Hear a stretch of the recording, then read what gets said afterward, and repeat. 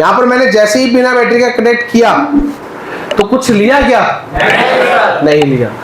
अगर यहाँ पर बिना बैटरी के दोनों के अंदर आपको सेम वोल्टेज मिलेगा, 4.2 इसमें भी मिलेगा, 4.2 इसमें भी मिलेगा, सिर्फ और सिर्फ एक ही अंतर है। यहाँ पर देखिए एम्पेयर लेने का इशारा भी आ गया, समझ गए ना।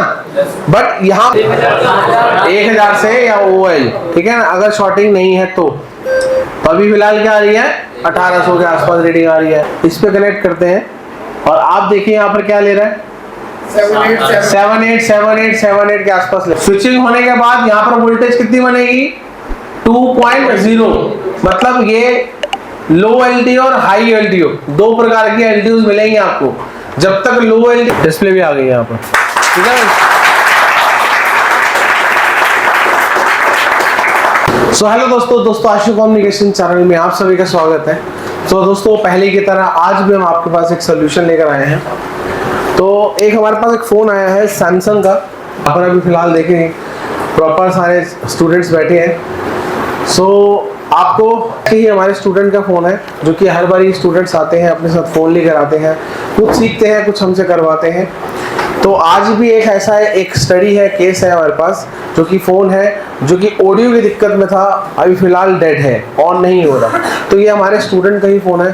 तो आइए उनसे पूछते हैं फिलहाल ये ऐसा क्या हो गया, रीज़न क्या हो गया कि डेड भी हो गया। ये मोबाइल है, मैंने लेके आया सैमसंग A10 है। ओके। और कस्टमर ने 2-3 जगह पर दिया था, वो कुछ जंपर मार के थोड़ी रेडी करके दिया था। अच्छा, तुक्के में काम चल, हाँ तुक्के में काम करके दिया था। मैंने चेक किया, वॉल्यूम राइज करने पर हीट होके बंद हो जाता है। हाँ ऐसा ये बंद हो रहा है। ठीक है। मतलब अभी फिलहाल ये डेड है। हाँ ठीक है। तो चलिए अभी फिलहाल लाइव आपको एक एक चीज बताएंगे। अगर ये हो गया तो आपके सामने ही है रिजल्ट, और अगर नहीं होगा तो आपको रिजल्ट बताऊंगा ये क्यों नहीं हो रहा, इसका रीजन भी बताऊंगा। ठीक है ना। तो चलिए बने रहना वीडियो के अंदर। दोस्तों अगर आप फ्रेशर हैं, बिल्कुल फ्रेशर हैं, आपको बिल्कुल ज्ञान नहीं है, तो आप हमारे यहाँ ज्वाइन कर सकते हैं। आपको प्रॉपर 10 से 12 घंटे की डेली क्लास होगी। यहाँ पर हार्डवेयर भी होता है, सॉफ्टवेयर भी रहेगा, प्रैक्टिकल भी रहेगा। ये सारा कुछ आपको एक ही छत के नीचे मिलेगा। और अगर आप दिल्ली के बाहर से हैं तो यहाँ रहने और खाने की टेंशन बिल्कुल मत लीजिए। आप जितना भी हमारे बैचेस चलेंगे उनमें रहना भी फ्री और खाना भी फ्री रहेगा, ठीक है ना। और आईफोन की ट्रेनिंग भी प्रॉपर आपको फ्री ऑफ कॉस्ट दी जाएगी। जल्दी से जल्दी ज्वाइन कीजिए। तो चलिए स्टार्ट करते हैं। डेड फोन के अंदर आपके पास जब भी डेड फोन आता है तो आपको शुरुआत कैसे करनी है वो मैं बहुत सारी वीडियो में बता चुका हूँ। क्या चल रहा है तो इनको भी आपको क्लास देनी है, तो इससे आपको भी फायदा हो। तो अगर आप फ्रेशर हैं या आप पहले के एक्सपीरियंस वाले हैं तो कॉपी और पेन लेके बैठ जाइए। जो मैं आपको बताऊंगा आपको वो मेंशन करते रहना है, आपके बहुत काम आएगा। तो चलिए शुरुआत करते हैं। तो जब भी आपके पास डेड फोन आता है, जब भी कोई भी किसी भी तरीके का, आपको सबसे पहले करना क्या है, आपको मोबाइल को, मैं पहले भी बहुत वीडियो बना चुका हूं, फिर भी आपको मैं बता देता हूं। आपको जो मोबाइल लेना है और मोबाइल की पहले आई टेस्टिंग करनी है। आई टेस्टिंग का मतलब ये है कि पहले ये बहुत सारे लोगों ने काम किया हुआ है। कई बार क्या होता है कि हमारे को दूर से दिख जाता है कि कोई चीज शॉर्ट है तो काली नजर आ जाती है, कोई आईसी खराब है तो पता चल जाता है वो टेढ़ी मेढ़ी लगी हुई है, ठीक है ना। तो पहले मैं क्या करता हूँ, आई टेस्टिंग करवाता हूँ आप लोगों से। तो यहाँ पर हम मदरबोर्ड को खोलते हैं, ओपन करते हैं। करना है क्या दोस्तों, हमको मदरबोर्ड की आई टेस्टिंग करनी है। जब भी कस्टमर आपको बोलता है कि मैं ये बहुत सारे लोगों को दिखा के लाया हूँ मगर किसी से हुआ नहीं है, तो आप एज अ टेक्नीशियन एकदम से अटैक नहीं करना मदरबोर्ड पे। हम पहले एनालाइज करेंगे किस मदरबोर्ड पे कहाँ काम हुआ है, क्या क्या दिक्कतें हैं। कई बार ऐसा आता है फोन, आप देखते हैं कई बार आईसी टेढ़ी लगी होती है, मतलब किसी ने मर्ज कर दी होती है, टेढ़ी कर देते हैं। कई बार ऐसा होता है कि कंपोनेंट्स आपस में मिले होते हैं, तो हमारे को सोल्यूशन अंदर जाने की जरूरत नहीं पड़ती, बार से पता चल जाता है फोन में कहाँ दिक्कत है, ठीक है ना। तो सबसे पहले हम आई टेस्टिंग करते हैं। आई टेस्टिंग में हमें सबसे सिर्फ एक ही चीज चेक करनी है, कोई आईसी टेढ़ी मेढ़ी तो नहीं है, कोई आपका जो कैपेसिटर है या कोई आपकी कॉइल है कोई जली हुई नजर तो नहीं आ रही है आपको, बात समझ गए ना। कोई दो कंपोनेंट आपस में है तो आपस में शॉर्ट हो रहे हो, पहले हमको बस यही चेक करना है। आई टेस्टिंग में यही चीज चेक करनी होती है, ठीक है ना। अब जैसे कि अगर मैं बात करूं, यहाँ पर आई टेस्टिंग कर रहा हूं मैं, तो यहाँ पर भी देखिए आप फ्लेक्स वगैरह लगी हुई है, हमें सिर्फ एक चीज देखनी है, कोई शॉर्ट पार्ट तो नहीं है। जैसे अब इनका कहना है कि देखो जैसे ऑडियो के अंदर इन्होंने एक जंपर वंपर भी लगाया, जंपर लगाए थे ना आपने, तो कुछ जंपरिंग भी यहाँ पर आपका निशान आपको दिख रहे हैं, बट ठीक है हमें चाहिए शॉर्ट। क्या चाहिए? क्या चाहिए? हाँ, कुछ शॉर्ट कंपोनेंट। आप देखो यहाँ पर ये देख रहे हो, ये कुछ कॉइल दिख रहे हैं आपकी, ये कॉइल के अंदर में भी कटा हुआ है, प्लस मतलब कुछ भी ऐसा लगा रखा है, ठीक है ना। कुछ चीजें हमको ऐसी दिख जाती है कि यहाँ कुछ हो सकता है, कंफर्म नहीं है। कंफर्म कैसे करेंगे? मल्टीमीटर से। कंफर्म किससे करेंगे? हाँ, हमें मल्टीमीटर से कंफर्म हो जाता है। अब मेरा जो टारगेट रहेगा वो इसके अंदर टारगेट है। क्यों टारगेट है? क्योंकि मुझे कुछ गड़बड़ नजर आ रही है, और वो गड़बड़ मल्टीमीटर ही बताएगा। अगर 0-0 है तो मतलब शॉर्ट है, अगर जीआर की लाइन है तो मतलब लाइन ठीक है। चलिए ठीक है, अभी आगे भी बढ़ते हैं। यहाँ तो साफ है अभी बोर्ड, यह भी अभी आपका आईसी लगी नहीं है, उतारी नहीं है, पेस्टेड लगी हुई है इसके अंदर। यहाँ पर भी देखिए कुछ कंपोनेंट डिस्कनेक्टेड किए हुए, उतारे हुए, ठीक है ना। तो डिस्कनेक्ट किया हो तो कोई दिक्कत नहीं, मगर आपको सीरीज कंपोनेंट नहीं होना चाहिए। अगर आपका कोई डिस्कनेक्ट हो रहा है ना, कनेक्ट मतलब कोई कंपोनेंट हटा हुआ है, आपको डायग्राम में चेक करना है तो सीरीज कंपोनेंट तो नहीं है। अगर सीरीज कंपोनेंट तो आपको पहले वो लगाना पड़ेगा। हो सकता है शायद कोई ऐसी वोल्टेज हो इसके थ्रू आगे जा रही हो एज अ ब्रिज, समझ गए ना। अगर वो पैरेलल है तो आप उसको छोड़ सकते हो कुछ देर के लिए, मगर कस्टमर को दो तो प्रॉपर बना के ही दो उसको। ओके, तो अभी फिलहाल अभी हम क्या करेंगे, मदरबोर्ड को फोन पे लगाएंगे। दूसरा स्टेप, पहला स्टेप क्या था? आई टेस्टिंग। पहला क्या था? आई टेस्टिंग। आंखों से चेक करना है। अभी आंखों से चेक किया तो मुझे एक टारगेट नजर आएगा जहाँ कॉइल टेढ़ी मेढ़ी लगी हुई थी, ठीक है ना। अब यहाँ पर हम क्या करेंगे, विदाउट बैटरी, बिना बैटरी के मदरबोर्ड को कनेक्ट करेंगे। अब देखिए दोस्तों, अभी फिलहाल मैंने ये बैटरी को डिस्कनेक्ट किया हुआ है, ठीक है ना। बैटरी डिस्कनेक्टेड है। हम पहले बैटरी को डिस्कनेक्ट करके चार्जिंग एम्पेयर के अंदर डालेंगे। चार्जिंग एम्पेयर जो यूएसबी एम्पेयर मीटर होता है ना, हम उस पे लगाएंगे। तो एक बार मैं, ठीक है ना, अभी हमारा जो है ये यूएसबी चार्जिंग एम्पेयर मीटर है। हमको क्या करना है, इसके जैसे आप देख सकते हैं पोर्ट 1, पोर्ट 2, पोर्ट 3 है। हम सबसे पहले क्या करेंगे, विदाउट बैटरी को इसको कनेक्ट करेंगे। पोर्ट कनेक्टेड है, वो हम पोर्ट 1 पे कनेक्ट कर देते हैं। तो अभी फिलहाल कितनी इनपुट आ रही है? वोल्टेज आ रही है 5 वोल्टेज आ रही है, मतलब इनपुट 5 वोल्टेज है, ठीक है। अब यहाँ पर हम बिना बैटरी के इसको कनेक्ट कर देते हैं। यहाँ पर मैंने जैसे ही बिना बैटरी का कनेक्ट किया तो कुछ लिया क्या? नहीं लिया। अगर यहाँ पर बिना बैटरी के ले लेता, जो मैं पहले भी बता रहा हूँ आज फिर बता रहा हूँ, अगर विदाउट बैटरी ये एम्पेयर ले लेता या उठा लेता तो इसका मतलब ये था आपकी विदाउट बैटरी के अंदर कुछ एम्पेयर ले लेता है। कुछ भी ले सकता है, ज्यादा भी ले सकता है। तो सबसे पहले हमको वीबस के अंदर लाइन को टारगेट करना है, ठीक है। सेकंड, आपको डीसी टू डीसी आईसी में भी चेक करना होगा आपको। हो सकता है शायद आपकी DC to DC IC leakage या शॉर्ट हो, जिसके कारण से आपकी वीबस जैसी इनपुट होती है। आप देखिए यहाँ पर, ये मेरी डीसी टू डीसी आईसी है और ये मेरा वीबस है, ठीक है ना। अब हो सकता है कि शायद आपकी वीबस की लाइन में ही कोई शॉर्टिंग मिल जाए आपको 1%। अगर वीबस की लाइन पे शॉर्टिंग नहीं मिल पाता तो आपको डीसी टू डीसी आईसी को चेक करोगे। ओके, थर्ड, तीसरा, हो सकता है आपकी डीसी टू डीसी आप आईसी एकदम से नहीं निकाल पा रहे, तो आपको क्या करना है, जब हमारी डीसी टू डीसी आईसी होती है वो कितने प्रकार की वोल्टेज निकालती है?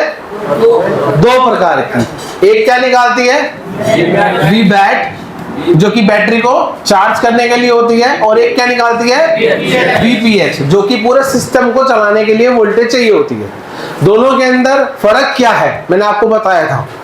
दोनों के अंदर आपको सेम वोल्टेज मिलेगा, 4.2 इसमें भी मिलेगा, 4.2 इस पे भी मिलेगा। सिर्फ और सिर्फ एक ही अंतर है एम्पेयर का, बस। इसके अंदर आपका एम्पेयर हाई है और इसके अंदर एम्पेयर लो है, बस, दैट्स इट। ओके, अब यहां बात कर रहे हैं कि बिना बैटरी के अगर एम्पेयर ले लेता, किसी कारण से ले लेता, तो हमको पहले वीबस लाइन को चेक करना है, ठीक है ना। डीसी टू डीसी आईसी को चेक करना है, कई बार आपका काली वाली तो नहीं है, आप डीसी टू डीसी आईसी उतारना नहीं चाहते तो आपको क्या करना है, आपको वीबैट लाइन और चौथा VPH लाइन, इनको भी एक बार आपको चेक करना है। इनको आपको निकालने की जरूरत नहीं है, आपको इनके लगे लाइन पे कोई भी कैपेसिटर को चेक कर सकते हो कि कोई शॉर्टिंग तो नहीं है कहीं पर, क्योंकि अभी ये हमारी जो चल रहा है वो प्राइमरी में चल रहा है। बात समझ गए ना? जब हमारा वीबस होता है, ऑन हो रहा है, तो सबसे पहले किस पे जाएगा? डीसी टू डीसी आईसी पे। अगर किसी कारण से वीबैट या वीपीएस दोनों शॉर्ट हो गया तो ये क्या करेगा? डायरेक्ट एम्पेयर ले लेगा, कंज्यूम कर लेगा। बात समझ गए? यहां तक क्लियर हो रहा है? अब यहां पर अगर आपका ऐसा डाउट रहता है कि वीपीएस शॉर्ट है और ये भी शॉर्ट है, वीपीएच भी शॉर्ट है और वीबैट भी शॉर्ट है, तो आप उसको डिफाइन कैसे करेंगे कि कौन सी लाइन ही शॉर्ट है? आपको क्या करना पड़ेगा? आपको जो डीसी टू डीसी आईसी है, डीसी टू डीसी आईसी है, इसको हटा दीजिए, ठीक है ना? डीसी टू डीसी जब आईसी हटाओगे तो क्या होगा? 3 टिप बन जाएंगे।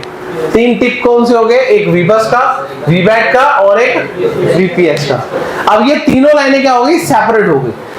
ये मिलन इससे किससे हो रहा था? डीसी टू डीसी आईसी से सबका मिलन हो रहा था। आपने ही ये इसको हटा दिया, अभी सारी लाइनें क्या हो गई? सेपरेट हो गई। तब आपको सेपरेट सेपरेट चेक करना पड़ेगा, अलग अलग करके, कि जिस लाइन के अंदर क्या मिलेगा? 0 0। जिस लाइन के अंदर 0 0 मिल गया वो लाइन क्या हो गई? शॉर्ट। बात समझ गए? यहां तक समझ में आ रहा है? चलिए बढ़िया। तो अभी तो हमारा इसके अंदर विदाउट बैटरी के अंदर एम्पेयर नहीं ले रहा, तो हम इसको चेक करेंगे, टाइम वेस्ट करेंगे अपना, आगे बढ़ेंगे। ओके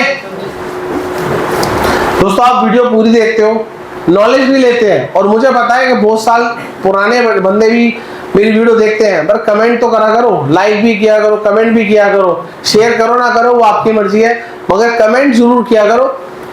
कमेंट करके ये बताया करो कि नेक्स्ट जो आपका वीडियो आप किस टॉपिक पे चाहते हैं। मेरी कोशिश रहेगी कोई टॉपिक आएगा तो मैं उस पर वीडियो बना दूंगा।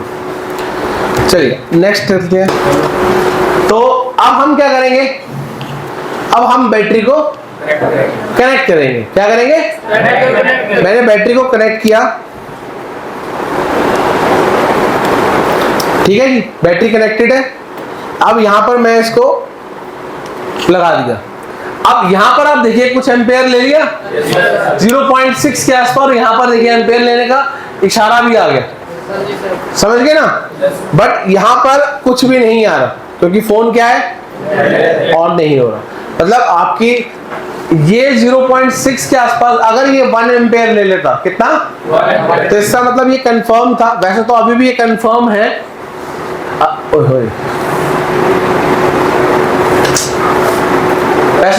वैसे तो अभी भी ये कंफर्म है कि आपकी डीसी टू डीसी आईसी बिल्कुल सही काम कर रही है। बात समझ गए ना? डीसी टू डीसी सही काम करेगी तभी तो आपका ये फोन प्रॉपर 0.6 एम्पेयर ले रहा है, ठीक है ना? तो सर अब क्या करें? इसने तो इतना बता दिया डीसी टू डीसी आईसी ठीक है भाई, काम कर रही है।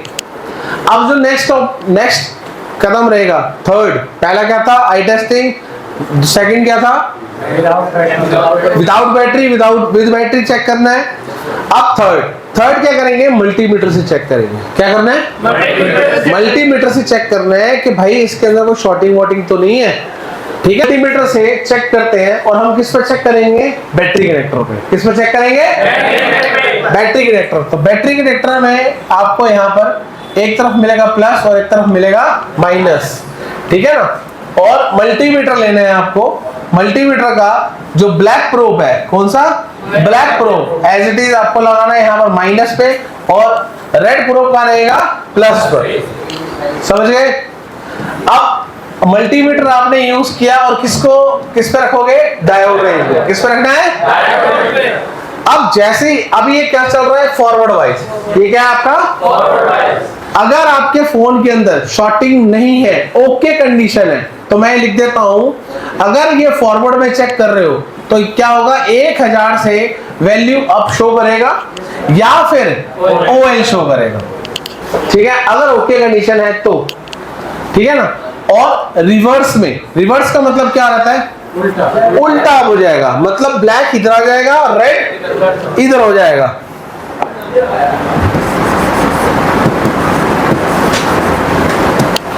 अब ब्लैक इधर हो गया, रेड हो गया, अब ये क्या है हमारा रिवर्स। तो रिवर्स में ओके कंडीशन में 200 से लेकर 750 की जो रीडिंग रहती है वो नॉर्मल कंडीशन की रहती है। ओके चलिए अब आते हैं कि सर अगर ये शॉर्ट होता तो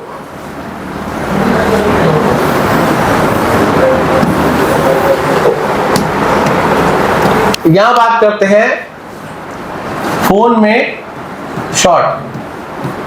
तो सबसे पहले हम आपका फॉरवर्ड में चेक करते हैं, ठीक है ना। अगर ये शॉर्ट होता, शॉर्टिंग दो प्रकार की रहती है, एक होता है फुल शॉर्ट और एक होता है हाफ शॉर्ट। हाफ शॉर्ट और फुल शॉर्ट में फर्क क्या है, अंतर मैं बता देता हूं। मैंने उस दिन भी बताया था, आपको याद होगा आपको।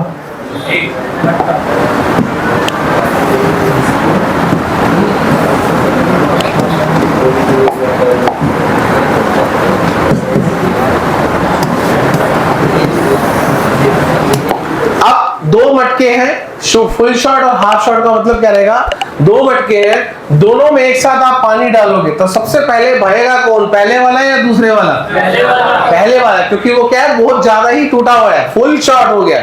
बात समझ गए ना। अब इस पानी को आप करंट ले लीजिए आई, ठीक है ना, और इसको ले लीजिए ग्राउंड। क्या लेंगे हम? ग्राउंड। तो सबसे पहले क्या हो जाएगा, यही शॉर्ट होगा।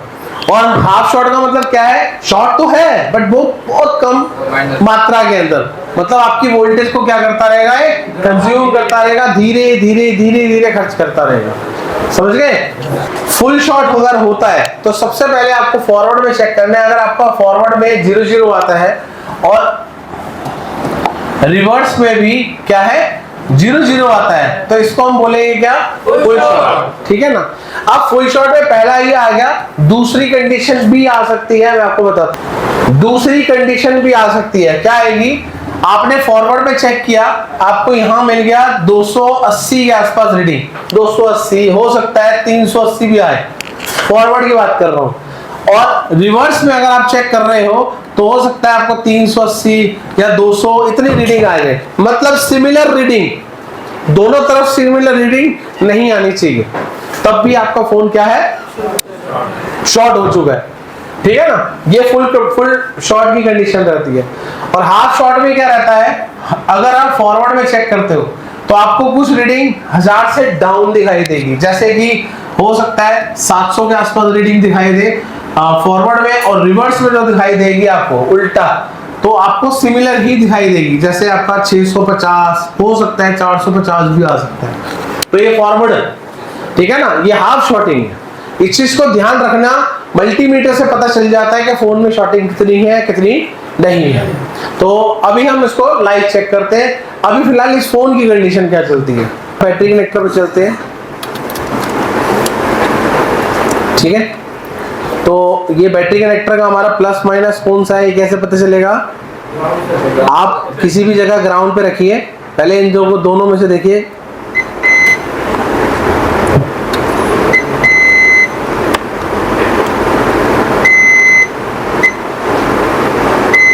देखिए ये आपका कौन सा हो गया, ग्राउंड हो गया, ठीक है ना।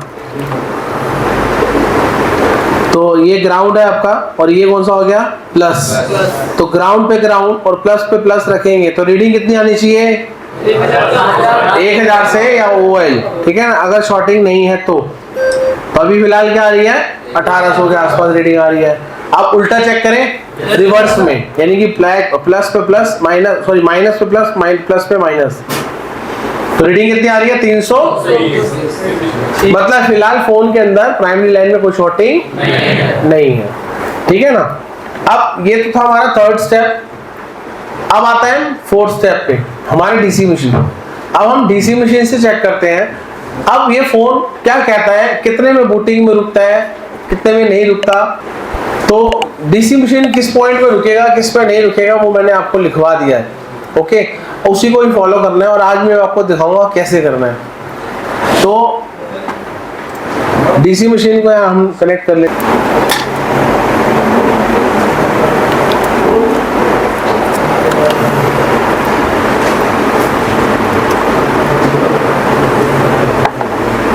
मैंने इसको कनेक्ट किया, तो कुछ लिया क्या? हाँ जी सर। एक सेकेंड, अगेन करते हैं। यहाँ पर देखिए कुछ लिया एम्पेयर, 0.3 मिली एम्पेयर के आसपास ले लिया। तो अगर इतना लेता है तो हो सकता है शायद आपकी कोई ना कोई प्राइमरी लाइन में भी दिक्कत हो सकती है। बट यहाँ पर क्या है, अब जब तक हम इसको ऑन ऑफ स्विच से ऑन नहीं करेंगे तब तक समझ नहीं आएगा। बात समझ गए ना? कई बार क्या होता है, जो आपकी बूटिंग वाली जो बूट केबल होती है वही आपको 1 मिली एम्पेयर 1-2 मिली एम्पेयर ले लेता है। तो अभी हम इसको क्या करते हैं, ऑन करके चेक करते हैं। तो ऑन करने के लिए हमें ऑन ऑफ बटन पे जाना है, इसका जो ऑन ऑफ स्विच है, ठीक है ना, इस पे कनेक्ट करते हैं।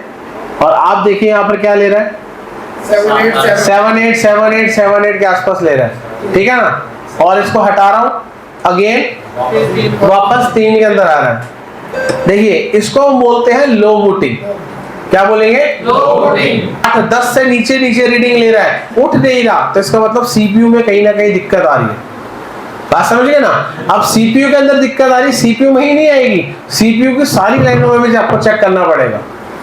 ओके, अब सीपीयू की लाइनें कौन कौन सी होती है? आपकी जितनी भी हमारी सीपीयू की लाइनें होती है वो सारी होती है जो पावर आईसी से जाती है, वो है हमारी बक की लाइन। कौन सी होती है? हम पहले बक की लाइन चेक करेंगे। ओके, अब इसके अंदर क्या है, लो बूटिंग। लो बूटिंग में हमको स्टेप बाय स्टेप चलना पड़ेगा। तो सबसे पहले हम क्या करेंगे, पावर आईसी के पास चलते हैं, पावर आईसी के बगल में चेक करते हैं जितने भी हमारे ये बक कॉइल्स हैं। सबसे पहले हम, क्योंकि देखिए यहाँ पर आप पावर आईसी का आप ध्यान से देखोगे तो कुछ आपको फ्लक्स भी निकलती हुई नजर आ रही है। बात समझ गए ना? तो हम इस आईसी को एकदम अटैक नहीं करेंगे। लो बूटिंग के अंदर सबसे पहले पावर आईसी के अगल बगल में चेक करते हैं, और अगल बगल में चेक करने से पहले हम क्या करेंगे, बक की लाइन को चेक करेंगे।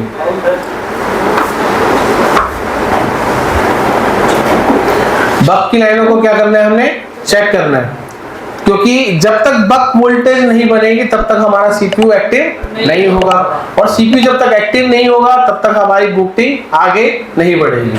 बात समझ गए? Yes sir. तो अभी हम क्या करेंगे, मल्टीमीटर लेंगे, और मल्टीमीटर से हम जितनी भी बक की लाइनें, जितनी भी बक कॉइल्स आप देख रहे हैं चारों तरफ, इन सब पे 1 बाय 1 करके सबको चेक करेंगे। तो इसको हम कहाँ रखेंगे, रेड प्रोब को ग्राउंड पे, ठीक है ना, हमेशा ग्राउंड पे रखना है। ब्लैक प्रोब का रहेगा हमारा हमेशा टेस्टिंग में, टेस्टिंग मोड पे, ठीक है। तो बक की पहले चेक करते हैं, यहाँ पर कितना आ रहा है, 91 के आसपास रीडिंग आ रहा है। तो ये शॉर्टिंग है क्या? नहीं, शॉर्टिंग होती है 000 या 001। बात समझ गए ना? ये आपकी जितनी भी लाइनें होती है जिनमें आपकी रीडिंग लो दिखाई देती है, वो सारी लाइनें जो होती है वो हाई एम्पेयर की लाइनें होती हैं। ये सब सीपीयू की लाइनें होती है। ये कौन सी लाइन होती है? बक की लाइन, कोर लाइन। इन सब पर आपकी जो एम्पेयर होगा हाई होगा, वोल्टेज क्या होगी, लो होगी। बताया था ना आपको बक की लाइन में, बक जो बक कॉइल पढ़ाया था, तो याद करो, एम्पेयर हाई होता है, वोल्टेज लो होता है, ठीक है ना, एम्पेयर हाई होता है। तो यहां पर हमने चेक किया तो रीडिंग कितनी आ रही है, 91 के आसपास। नेक्स्ट में चेक करा तो कितना आ रहा है, 86।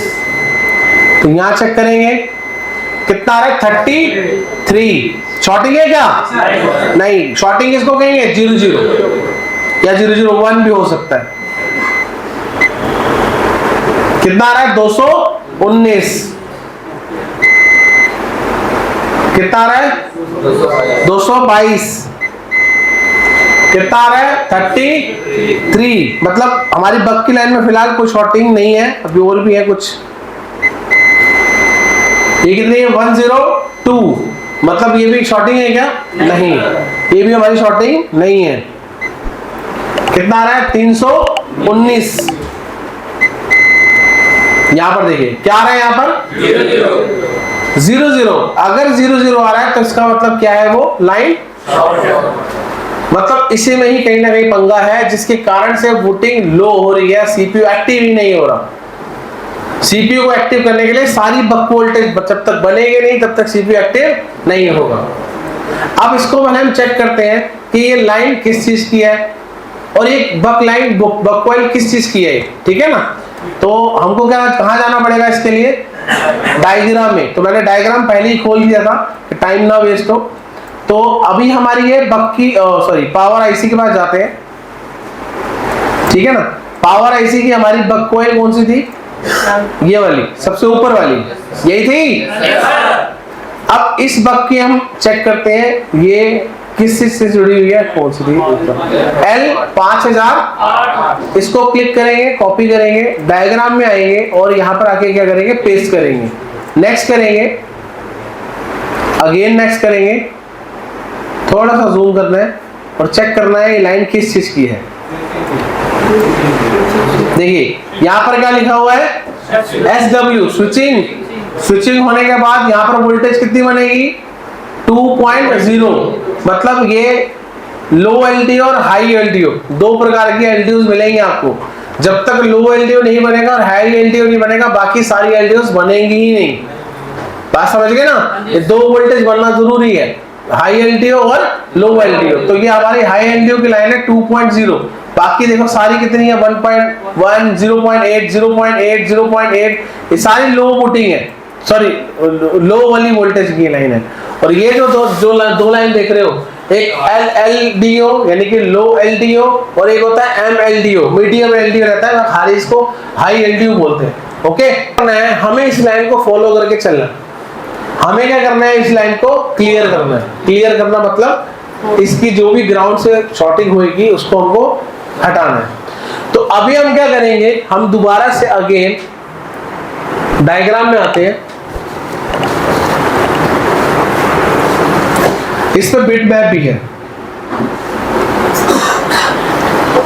आप डायग्राम के थ्रू भी पढ़ सकते हो और बिट मैप के थ्रू भी पढ़ सकते हो। बिट मैप से क्या हो जाता है, हमारा को इजी हो जाता है, ढूंढने में पता चल जाता है लाइन कहाँ जा रही है, किस किस से कनेक्टेड हो रही है।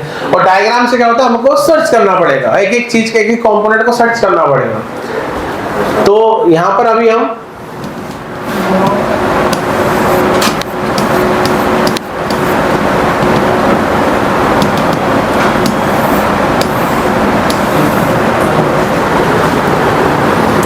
ये हमारी पावर है, पावर आईसी आ गई वाली, ठीक है ना।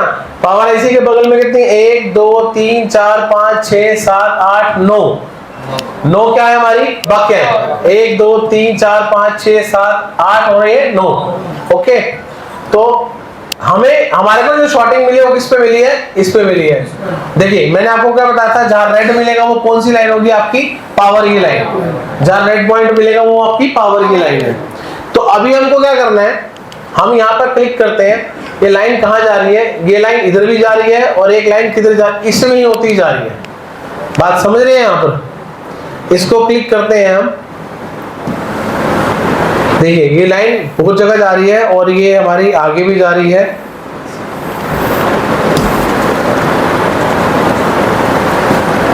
ये होता कैसे है, मैं थोड़ा सा समझाता हूँ आपको, नोट में सिखाता हूँ। डिस्ट्रीब्यूट करती है पावर आईसी को चलने के लिए, क्या चाहिए, VPS। क्या चाहिए, तो मुझे VPS चेक करना है पावर आईसी के पास। भाई अगर VPS नहीं होता तो नो रिस्पॉन्स पे चला जाता। हम पावर बटन दबाते रहते, कुछ भी नहीं होता। क्यों, क्योंकि VPS क्या है, हमारा ओपन है। मेरी बात ध्यान से समझना, ये बहुत काम आएगी।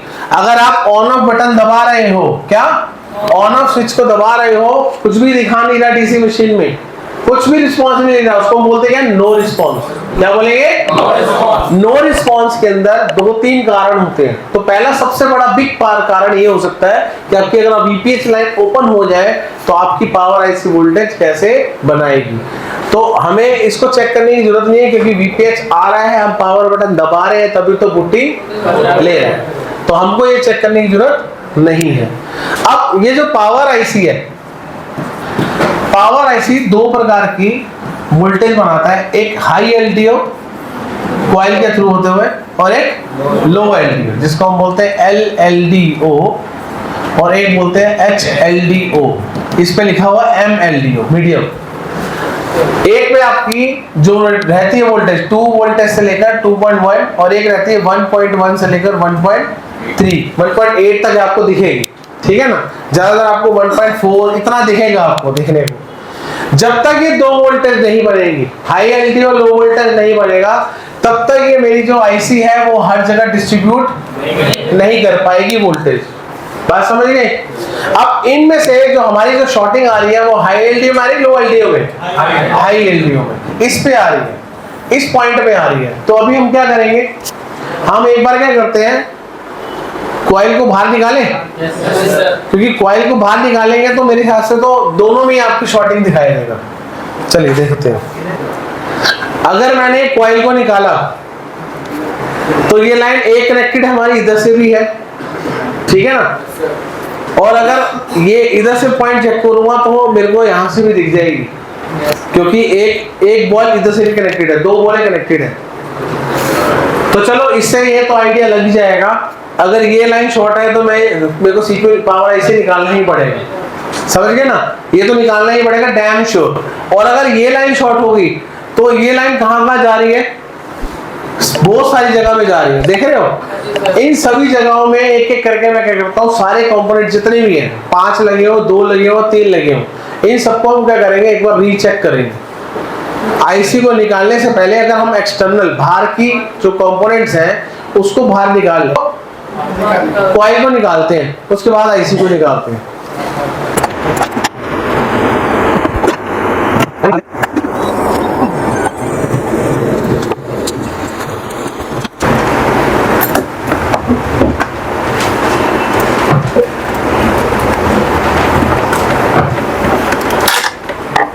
यहाँ पर हम चेक करते हैं, रेड प्रोब को कहाँ रखेंगे भाई, ग्राउंड पे, ठीक है ना, ब्लैक प्रोब से चेक करेंगे।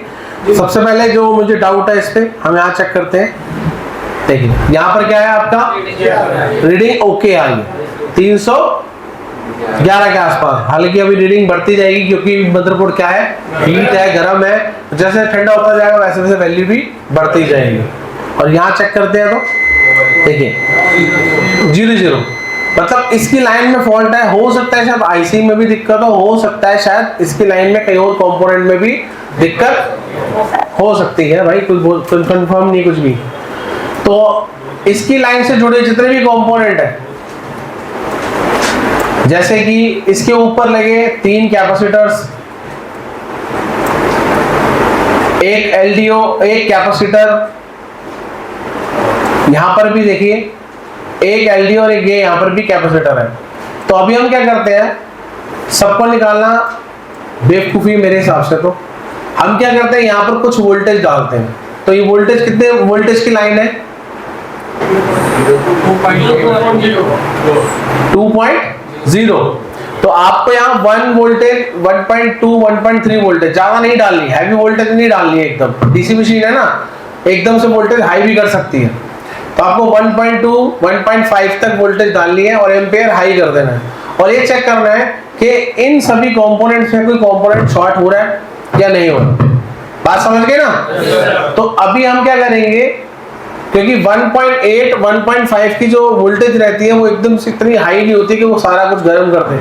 तो अभी हम क्या करते हैं, जिस पे हमारे को डाउट है, जैसे मेरी पावर है इसी पे मुझे डाउट है, और ये जो 3 लगे हुए हैं ये कैपेसिटर, और जो ये एलडीओ लगा हुआ है इसका कैपेसिटर, और एक ये एलडीओ लगा हुआ है इसका कैपेसिटर, इन सब पे क्या करते हैं, पहले से एक रोजिन लगा देते हैं और यहाँ वोल्टेज को इंजेक्ट करेंगे और ये देखेंगे कि किस पे जो रोजिन है वो हटा है। बात समझ गए ना? और नहीं हटेगा तो फिर हमको क्या करना पड़ेगा, 1 बाय 1 करके निकालना पड़ेगा, नहीं तो फिर मुझे लास्ट ऑप्शन मेरा आईसी है। बात समझ गए ना?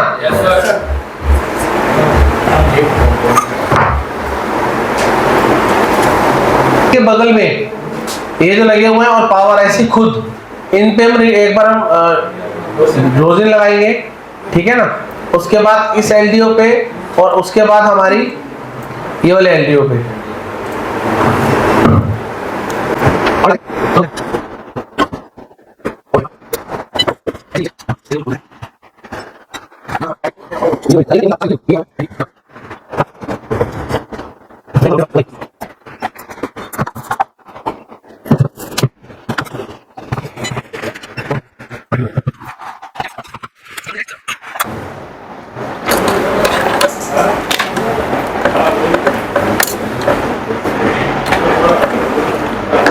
हमारी जो डीसी मशीन के अंदर वोल्टेज कितनी सेट करेंगे हम? 2 वोल्टेज की लाइन है ना, तो 1.6 1.5 के आसपास रीडिंग रखेंगे। मैं आपको दिखा भी देता हूँ।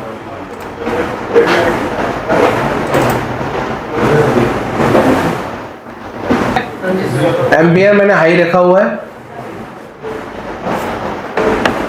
और वोल्टेज इधर रखूं इधर रखूं, नीचे वाले में ऊपर वाले में, जहां पर शॉर्टिंग है, ठीक है ना।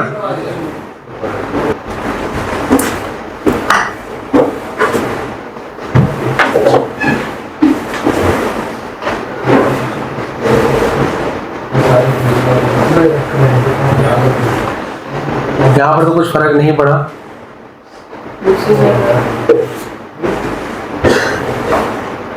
समझ नहीं आ रहा।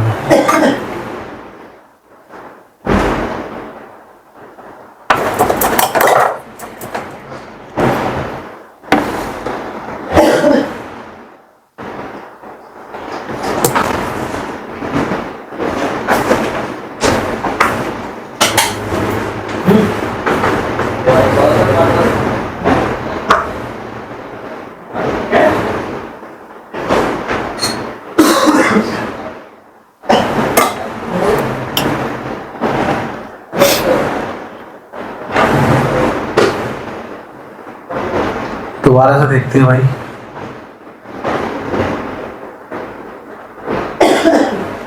एम्पेयर भी ले रहा है, पीछे भी देखते हैं भाई। क्या कर रहा था?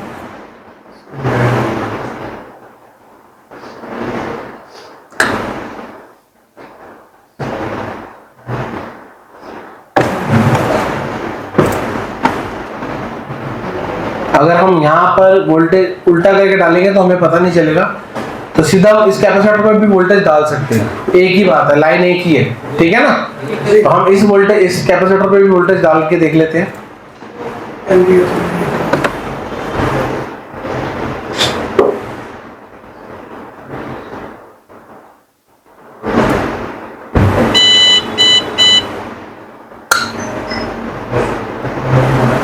आया क्या कुछ? नहीं हो रहा।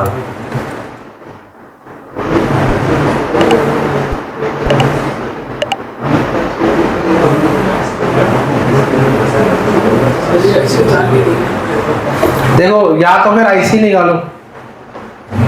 आईसी निकालेंगे। अभी क्या हो रहा है कि हम 1.6 वोल्टेज डाल रहे हैं, वो सारी की सारी वोल्टेज आईसी ले रहे हैं, आईसी के अंदर चली जा रही है वोल्टेज। बात समझ रहे हैं ना। या तो फिर आईसी निकालो, इसका यही कारण है, या फिर एक और कारण है, थर्मल कैमरे से आप तुरंत ढूंढ सकते हैं। अब थर्मल नहीं है तो थर्मल नहीं है तो मुझे आईसी उतारनी पड़ेगी। अभी फिलहाल मेरे पास तो थर्मल है, इससे पता चल जाएगा तुरंत। एक सेकंड, क्या? हाँ,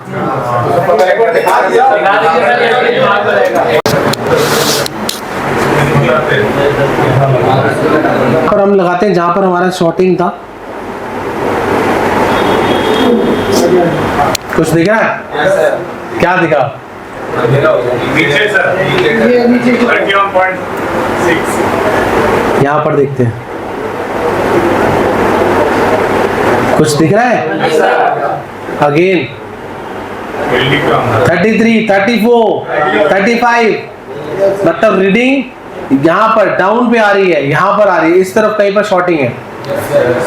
बात समझ गए ना। मतलब शॉर्टिंग तुरंत से समझ में आ गया कहाँ पर है। अब थर्मल कैमरा से ये पता चल जाता है। अब हमारा जो रोजिन है उसको कम से कम चाहिए, अच्छी हीट चाहिए। बात समझ गए ना, तभी तो वो अपने ऊपर से उसको मेल्ट कर पाएगा। अब रोजिन से कहीं पर नहीं हो पाता तो एक और कारण बताता हूँ, सब्स्टिट्यूट बताता हूँ। पहले रोजिन यूज करो, नहीं होता तो एक स्प्रे आता है, आई स्प्रे। आप कभी देखना मार्केट के अंदर, आप किसी पूछोगे, हाँ आई स्प्रे रहता है, उसको ड्राई, अब आप स्प्रे मारोगे ये -डिग्री सेल्सियस में चला जाएगा और आपको तुरंत ही इस पे अपना वोल्टेज डालना है। वो एक तरह का थर्मल जैसे ही काम करता है। बात समझ गए, तुरंत ही पॉपअप हो जाएगा। अभी हमारे को ये पता चल गया कि फोन के अंदर कहाँ दिक्कत आ रही है। एलडीओ के अंदर ये यहाँ पर लगाया, देखिए देख रहे हैं आप, हीट हो रहा है, हटाया तो डाउन हो रहा है। तो भाई जहां पर शॉर्टिंग मिल रही है पहले तो हम उस पर अटैक करेंगे, बात समझिए ना। उसके बाद देखते हैं शॉर्टिंग निकल रही है या नहीं निकल रही। कहां पर हो रही थी शॉर्टिंग? ये नीचे एलडीओ पे। एक बार हम क्या करते हैं, एलडीओ को बाहर निकालते हैं।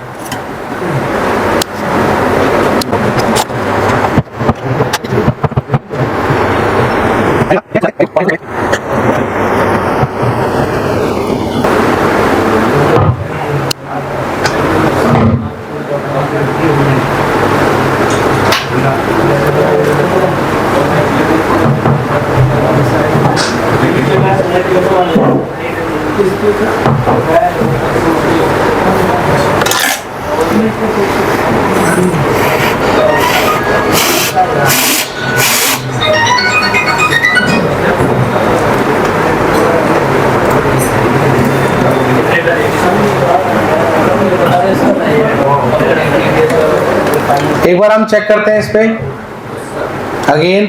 नीचे वाले में तो हमारी रीडिंग आ ही रही थी, लो नीचे वाले में, मेरे को लगा है नीचे वाले में तो रीडिंग आ रही थी। तो फिलहाल ये क्या हो रहा है, इस पे लग रहा होगा, ठीक है, वो इस कैपेसिटर पे लग रहा था। देखिए आगे रीडिंग, तो इसका मतलब ये एलडीओ में दिक्कत थी जिसके कारण से ये पूरा खराब था, बात समझिए। तो इस एलडी को भी रिप्लेस करेंगे। तो पहले ये देखते हैं एलडीओ किस लाइन का है।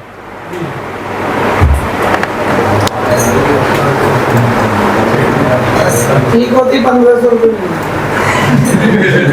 पहले होने दो। ये रहा एलडीओ U7006, डबल क्लिक किया, डायग्राम में आया, पेस्ट, नेक्स्ट, अगेन नेक्स्ट। तो ये जो एलडीओ है हमारा 2.80 बिल्कुल ठीक आ रही है, एलसीडी के लिए है, समझ गए। यहाँ पर एलसीडी की कोई लाइन है उस पे काट दे, एलसीडी की लाइन है। अगेन नेक्स्ट करेंगे, उसके बाद हमारा एक और यहाँ पर क्या आता है, मोसफेट आता है, टीएसपी, मतलब टच के लिए भी यही जा रही है, यहीं से वोल्टेज जा रही है। चलिए ठीक है, फिलहाल हमारी जो ये एलडीओ था इसमें शॉर्टिंग थी, ठीक है ना। तो अभी हम क्या करेंगे, यहाँ पर कॉइल पहले लगाते हैं और चेक करते हैं फिलहाल फोन की कंडीशन क्या है, ठीक है ना।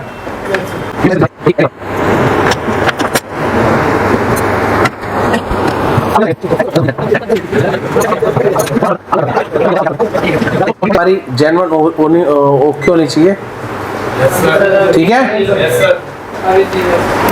एक बार इसको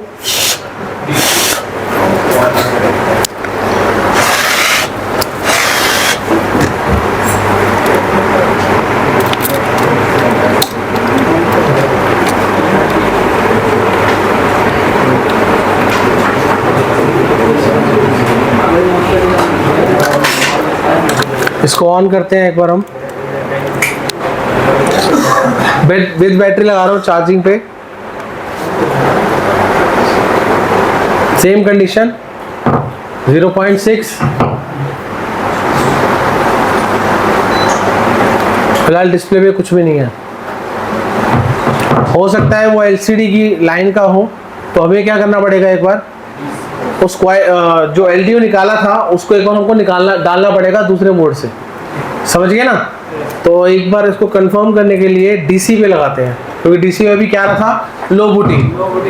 तो एक बार हम डीसी पे लगाते हैं और चेक करते हैं डीसी में क्या रीडिंग आ रही है। ऑन करते हैं एक बार, पहले कितना में जा रहा था, 6767।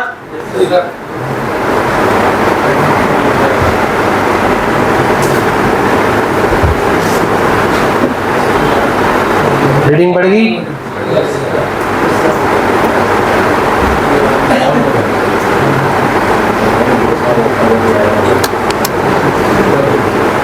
मतलब ये वाइब्रेट हुआ है। अभी फिलहाल वाइब्रेट हुआ है बट इस पर डिस्प्ले नहीं आई। एक बार हम क्या करते हैं, जो एलडीओ था खराब उसको लगाते हैं, क्योंकि बिना एलडीओ के वो डिस्प्ले नहीं आएगी।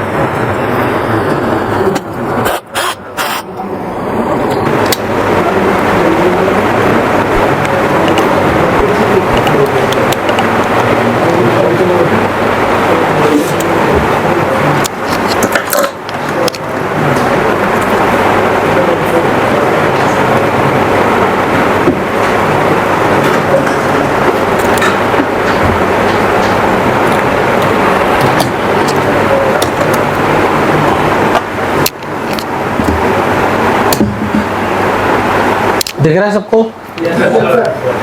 अभी यहाँ पर मैंने पैकिंग कर दिया है।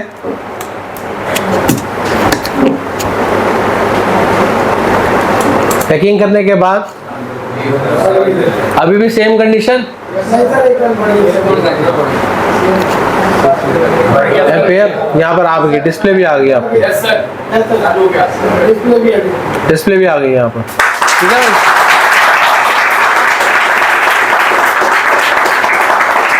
अभी फिलहाल इसको